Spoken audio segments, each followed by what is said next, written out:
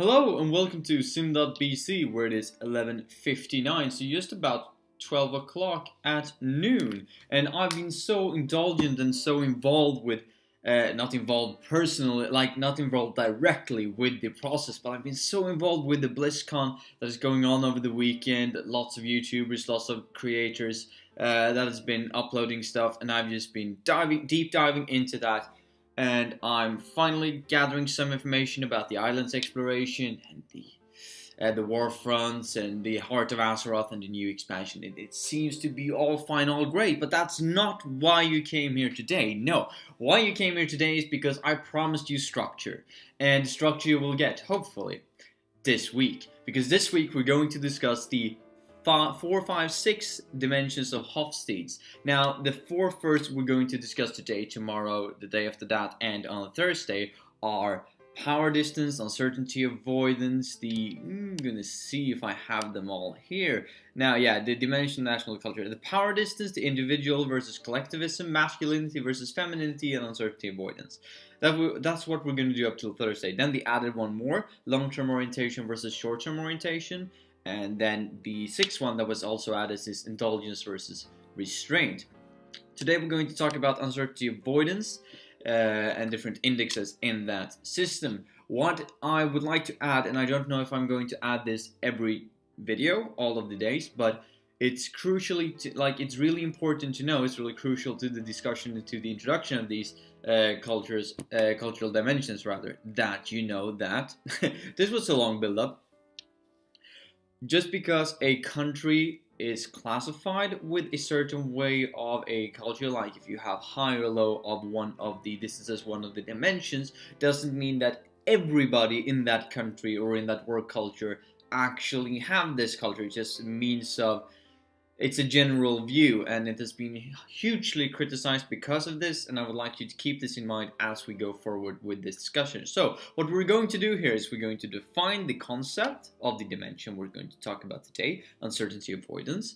Then we're going to present a small a small diagram, a small table with two different countries on them. In today I've chosen Sweden and France because I am from Sweden and right now I'm studying in France. So we can discuss this definition and the concept a bit more crucially. And then I'm going to end it with a personal experience that I think is really great. So without further ado, let's jump into this. And I'm going to start with reading straight off this so you can get the exact definition word for word right. And I'm going to rely a lot of the information that I'm going to talk about this week, I know it's a long build-up, from Hofstede's insights on the internet, which I'm also going to link down in the description. And I will also discuss this from a point of view from my years of university, which sounds crazy, but yeah, I've actually been at university for years now, the plural, and on the third one now, it's crazy. Anyway, let's start. Without any further ado, let's begin. So the uncertainty avoidance index, the UAI for short, sorry.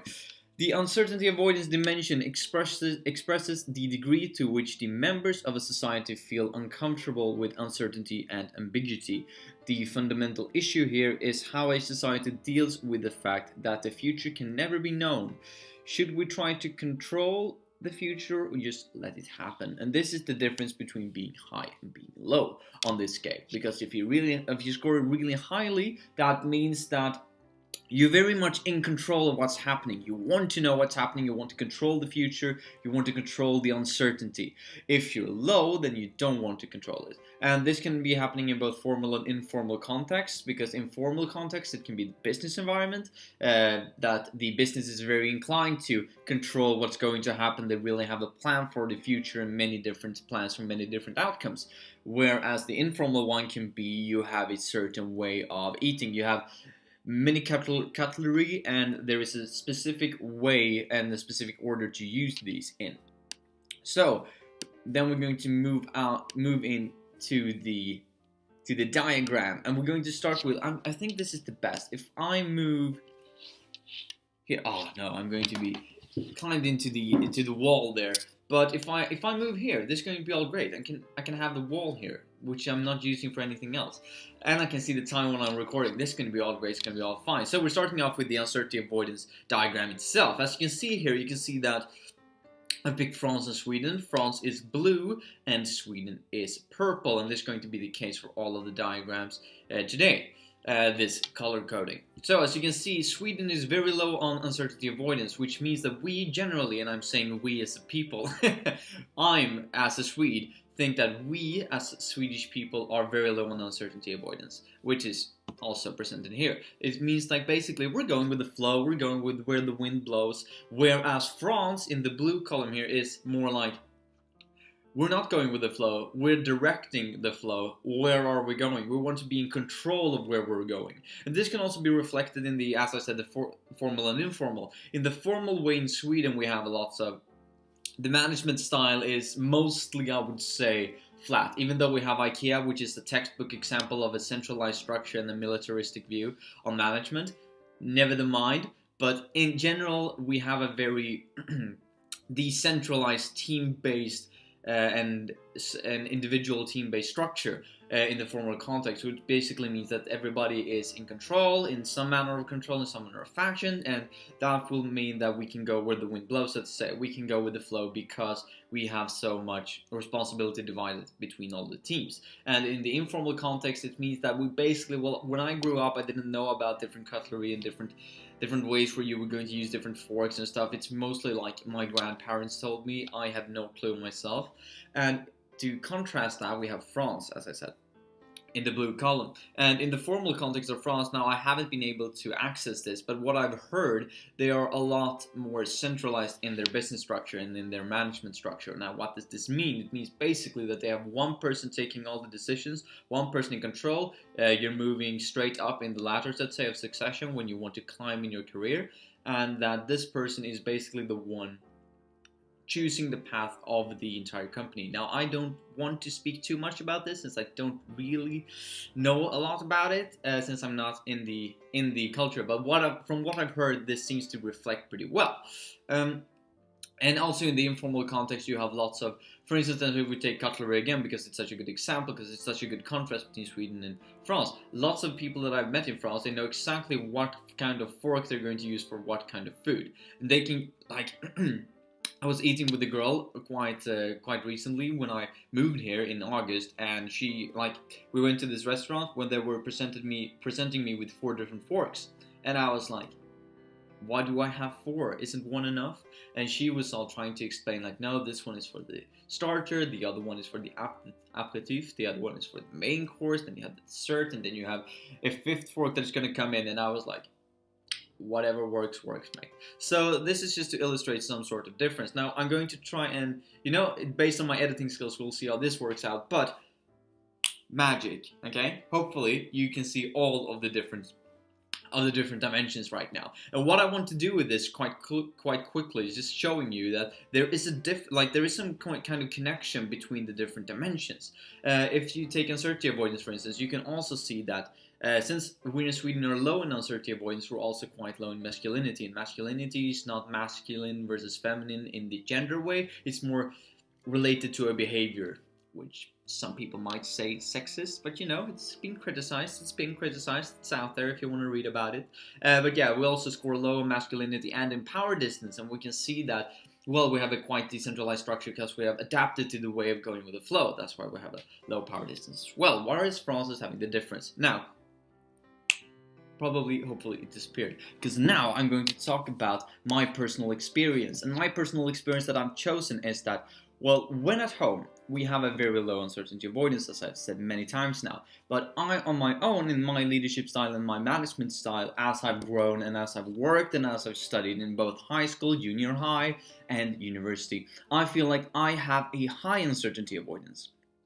I don't like uncertainty. I want to plan for every outcome. I want to have control over what's happening. I don't want to have faith in no, that sounds really dumb. Of course I want to have faith in my coworkers, but when they respond with, just have a little faith, mate, in me and in my ability, I'm just directly thinking about all of the things that can go wrong. And I think that this is relating back to when I was reading a book when I was little. My favorite book, there was a quote saying, expect everything to go wrong, because that's where you won't be disappointed. Now that will lead to a very negative way of living your life, so I wouldn't recommend it. But yeah, in management and in business, I think it's the approach that I have adapted. Anyway, so I've kind of felt like an outsider in Sweden in the management style and in the discussion, because I'm always this straightforward guy. I want to even though I'm not always straightforward, because I've like trying to adapt with the Swedish culture that I've grown up in, but I'm trying to be as straightforward as I can, and I try to control the future and control the uncertainty and then control all the variables as good as I can, as well as I can.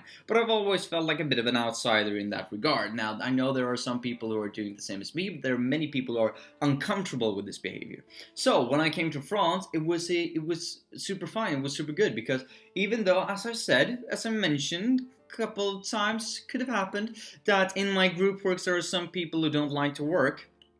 They are, however, adapted already to the idea of that there should be a leader in the group. Whereas in Sweden, we're not. We're all supposed to be leaders, which is good. I can't argue with that. Baseline, I think, is really good. That everybody has a say and everybody work it through in their own fashion, in their own pace. But here they are more reluctant to having a leader, like a designated centralized structure and a designated leader, which fits me very well. So I would say felt kind of like an outsider in Sweden based on my leadership and management style, and that I'm having such a different uncertainty avoidance view.